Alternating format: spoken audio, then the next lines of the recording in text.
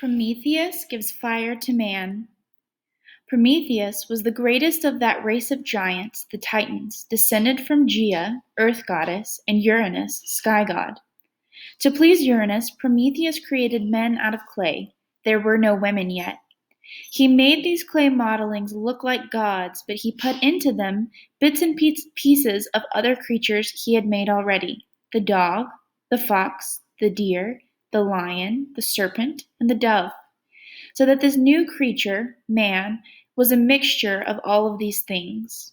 These mixed traits were often at odds with each other, for courage might become rashness, caution might become timidity, and curiosity might be good or bad. To balance out these different traits, men required education. So Prometheus, their father, or big brother, so to speak, taught them many things. First of all, he taught them how to make crude tools and weapons out of stone and bone. But to go any further, beyond stone to the use of metals, he needed fire. Zeus, on his Olympian throne, was the only one who had fire then, and he wanted to keep it for himself and his son, Hephaestus, the blacksmith. Zeus feared what men would do if they had fire. He had a low regard for them and really wanted to destroy them. There was always a chance of war between gods and men. Prometheus, the gentle giant, wanted to keep the peace, but as man's creator and benefactor, he knew his creature would never advance without fire. He decided he would steal a spark from the heavenly hearth on Olympus where the gods did their cooking. This he did secretly, catching a spark in the hollow of a fennel stalk, a plant used to flavor sauces, just walking out with it as though it were a walking stick and taking it down to earth. Men's lives would never be the same again. Prometheus showed them how to make a hearth to hold the fire and then how to build huts around the hearth. So men began to come out of damp caves and dark holes in the ground and live in houses. Then kind Prometheus taught them more, how to tame dogs, sheep, oxen, and horses, and how to plant seeds in the earth and raise crops, grains like wheat and rye and barley, to increase their food supply. He also taught them astronomy, all about the sun, moon, and stars, and how to gather plants and herbs for medicine to cure their ailments.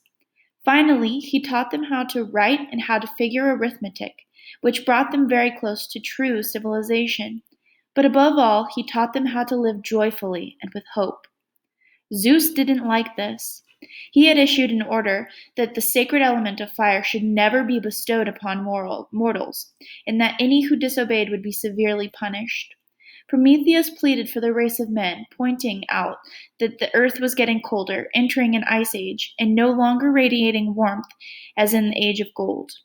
Without fire, men would perish. But Zeus would not listen, and one day when he saw smoke rising from Arcadia in the heart of southern Greece, he knew that Prometheus had disobeyed. Outraged, he considered destroying the whole race of men, but on second thought, he decided to punish the Titan alone. Prometheus, being a god, could not be killed, but he could still be made to suffer. Zeus had two servants named Kratos, power and might, and Gaia, force. They were a pair of twin giants. He sent them to a forge in Mount Etna in Sicily, the volcanic workshop of the blacksmith god Hephaestus. The immortal blacksmith was compelled, much against his will, to forge the chain that would keep Prometheus bound. Prometheus, whose name means foresight or forethought, was well aware of his coming fate. He went to see his brother, Epimetheus, afterthought, and told him he was going on a long journey, which he had for some time foreseen and was prepared to accept, though he hated to leave beautiful Arcadia. He told Epimetheus to take good care of himself. Then Prometheus gave him a large sealed box and told him to guard it well. He also warned him not to accept any gifts from Zeus, man's foe.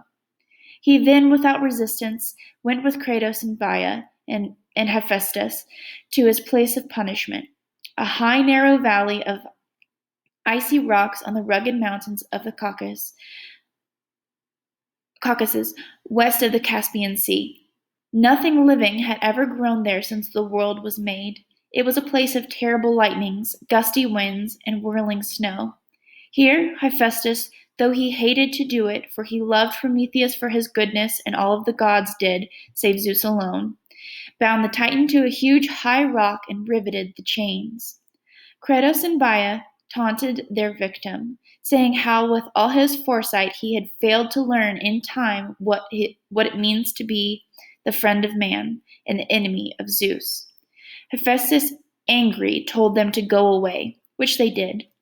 He then told Prometheus exactly what was in store for him, how he would suffer from the heat and cold and terrible loneliness, and then Hephaestus sorrowfully limped away.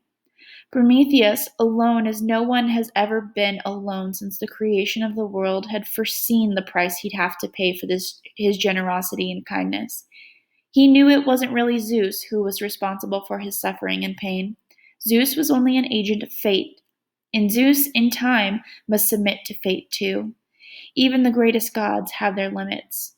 And so Prometheus accepted his destiny and in his way achieved a kind of victory.